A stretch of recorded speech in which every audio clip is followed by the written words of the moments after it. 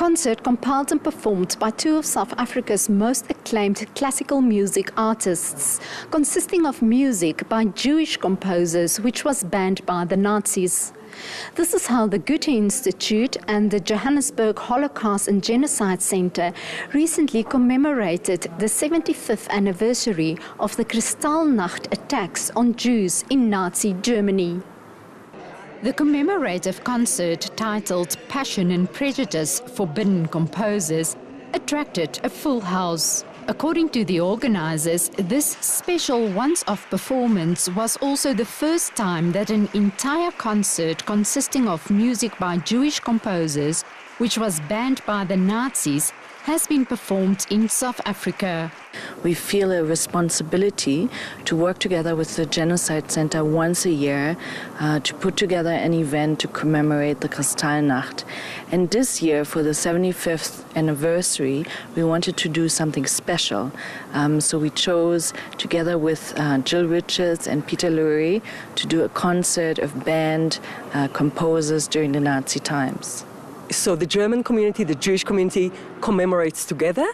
And the importance of Kristallnacht for us as Jews is that it was a pogrom, the beginning of the end, the beginning of the Holocaust in a way, and as such always played a huge role in South Africa's psyche and the Jewish community's psyche in what is happening around us.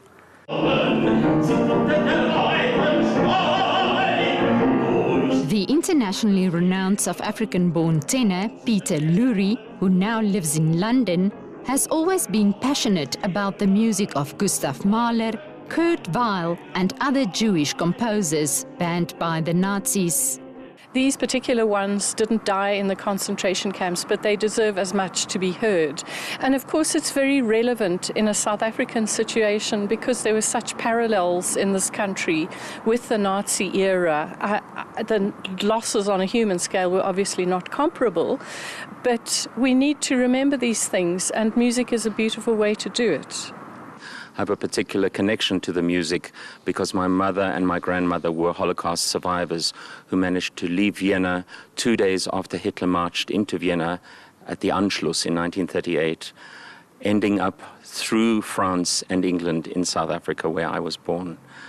I have a personal connection to the music. I find it joyous, passionate, and I am thrilled to be here at the 75th anniversary of the Anschluss. Apart from classical music lovers, representatives of the German government, as well as Holocaust survivors, attended the event. For Peter Lurie's mother, it was a proud but bittersweet occasion. It was a mad, crazy era, the Nazi era. And it means to me that the world is becoming more sane, and I'm happy that all these forgotten composers can be celebrated now in freedom. And I'm proud that so many decades later it's possible for my son to pay tribute to those Jewish composers whose music was banned by performing their work.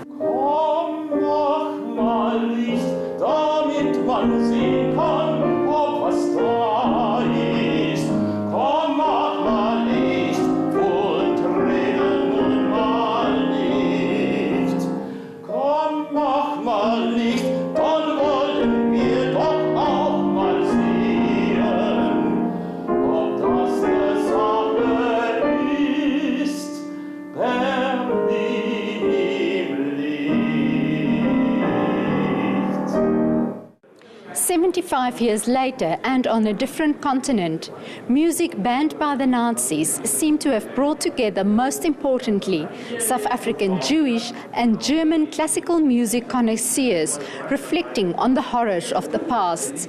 I'm Marisa de Klerk in Johannesburg for JN1.